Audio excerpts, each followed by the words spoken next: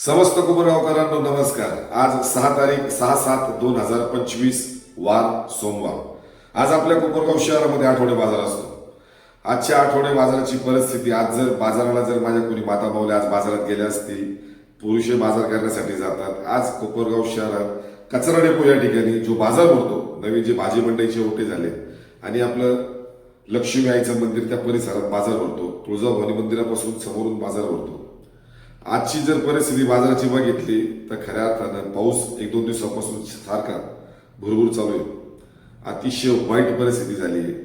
कुठल्याही बाजार करूला धडाचा बाजार करता येत नाही आणि जे बाजारात जे धान्य घेऊन आले असतील, फळं घेऊन आले असतील, काय ज्या गोष्टी विकण्यासाठी घेऊन आल्या असतील, त्यांना धडाची बसण्यासाठी जागा नाही, पण त्यांना नगरपालिकेला कर हा भरावाच लागतो।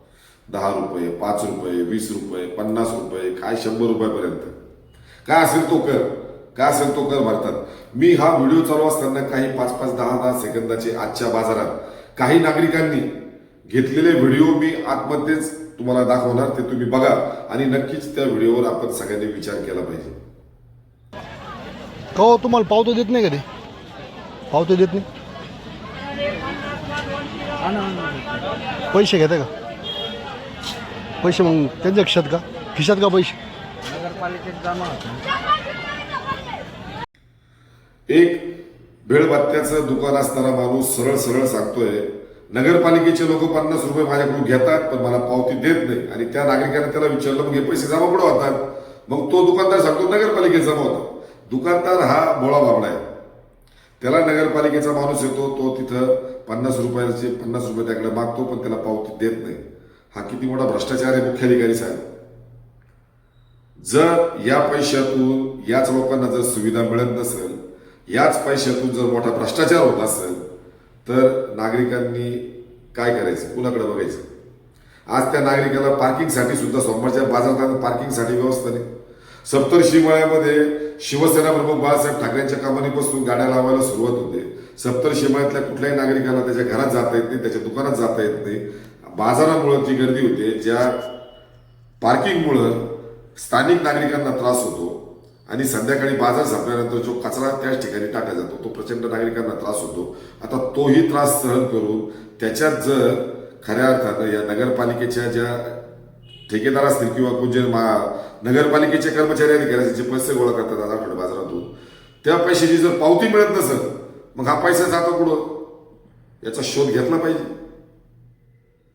हा मोठा भ्रष्टाचार होतोय, हा भ्रष्टाचार उघडीस आला पाहिजे। मुख्याधिकारी साहेब, नगराध्यक्ष साहेब, सगळ्या समितीचे जे सभापती असतील, सगळ्यांनी आपण जोडीने एकदा बाजाराला आजच्या यायला पाहिजे होतं। बघा ती काय परिस्थिती आहे। चिखल, गाडी लावण्यासाठी जागा नाही। तुमचा नगरपालिकेचा कर्मचारी 50 रुपये घेतो पण पावती देत नाही। नगराध्यक्ष साहेब, आपण एकदा तरी बाजार करण्यासाठी यावं आणि बघावा हा भ्रष्टाचार। मला शाश्वती आहे नगराध्यक्ष साहेब, आपण 100% हा भ्रष्टाचार पकडाल।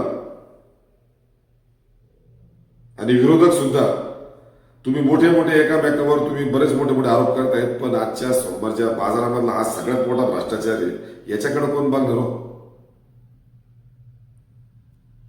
मी जनतेला आव्हान करतो, जनतेला विनंती करतो, आपण पोटाला पिळून या नगरपालिकेला टॅक्स भरतो, पण आपल्याला व्यवस्थित बाजार करण्यासाठी पार्किंगसाठी जागा नाही, चालण्यासाठी धडाचे रस्ते नाही। त्या भाजी मंडई वाट्याच्या परिसरात व्हिडिओमध्ये बघा, तुम्हाला दिसेल चिखल सगळीकडे। का तिथं मुरुम टाकलं गेलं नाही पाऊस सुरू होण्याच्या आधी? का ज्या माता माऊल्या आपल्या सगळ्या घरातल्या ज्या बाजार करण्यासाठी जातात, कुणाच्या पायाला जखम असते, कुणाला शुगर असते, ते घाण पाणी त्यांच्या पायात गेलं तर ते आजारी पडू शकतात। किंवा ज्या ठिकाणी बाजार भरतो, ज्या ठिकाणी लोक येणार, त्या ठिकाणी रस्त्यावर जर मुरुम टाकलं तर सगळ्यांना व्यवस्थित चांगली अशी व्यवस्था होईल। आणि नगराध्यक्ष साहेब, मुख्याधिकारी साहेब, तहसीलदार साहेब, या भ्रष्टाचाराकडे लक्ष द्या। सरळ भ्रष्टाचार दिसतोय, चोरी दिसते पैशांची।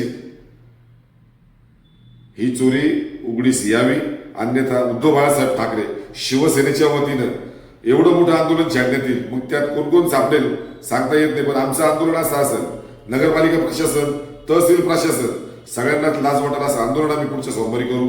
एवढी आपण याची दखल घ्यावी। जय हिंद, जय महाराष्ट्र, जय संविधान।